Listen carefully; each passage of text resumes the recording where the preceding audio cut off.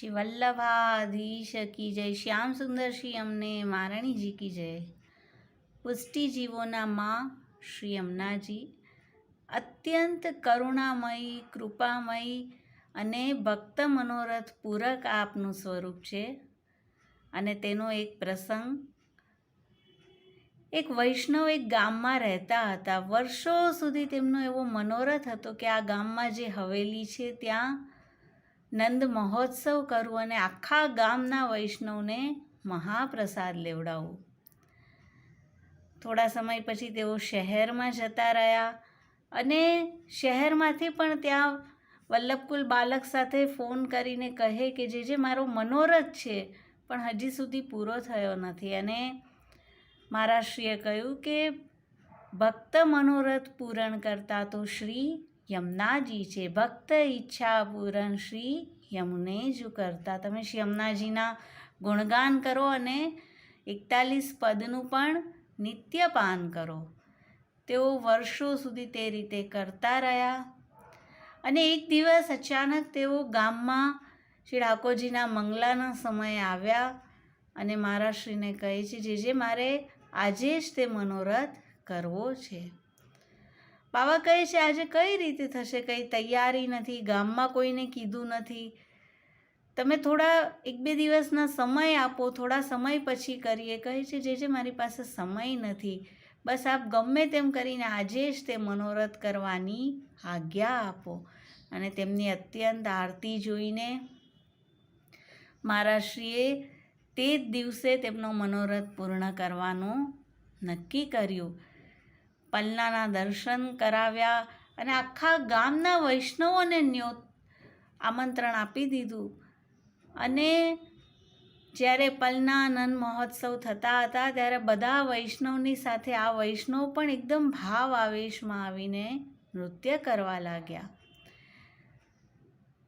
પછી બધાને બેસાડીને પોતાના હાથે પાતળ ધરી અને આગ્રહ કરીને મહાપ્રસાદ લેવડાવ્યો। બધા વૈષ્ણવ એટલા બધા પ્રસન્ન થયા કે આજના ઉત્સવમાં કંઈક અનેરું જ હતું, અનેરો આનંદ હતો। અને એમ કરતાં સાંજ પડી ગઈ અને મહારાજશ્રીએ કીધું કે હવે પ્રસંગ પૂર્ણ થયો છે, તે વૈષ્ણવને બોલાવો તો ઉપરણું ઓઢાડી તેનું સન્માન કરીએ। પણ ક્યાંય તે વૈષ્ણવ દેખાયા નહીં। કહે છે સામે બગીચો છે ત્યાં જોઈ આવો, ત્યાં તો નથી ગયા ને? ત્યાં પણ ન મળ્યા। 2 વૈષ્ણવ જઈને રેલવે પ્લેટફોર્મ પર જોઈ આવ્યા, બસ સ્ટેન્ડ જઈ આવ્યા, પણ તે વૈષ્ણવ ક્યાંય દેખાયા નહીં, મળ્યા નહીં। અને પછી મહારાજશ્રીએ તેમના ઘરે ફોન કર્યો, તેમના પત્નીએ ફોન ઉપાડ્યો। મહારાજશ્રીએ કહ્યું કે આજે તમારા પતિ આવ્યા હતા અને શ્રી ઠાકોરજીના પલના નંદ મહોત્સવ અને આખા ગામના વૈષ્ણવને મહાપ્રસાદ લેવડાવ્યો, એટલો બધો આનંદ થયો, પણ ખબર નહીં સાંજથી તેઓ દેખાતા નથી, શું તેઓ ઘરે આવી ગયા છે?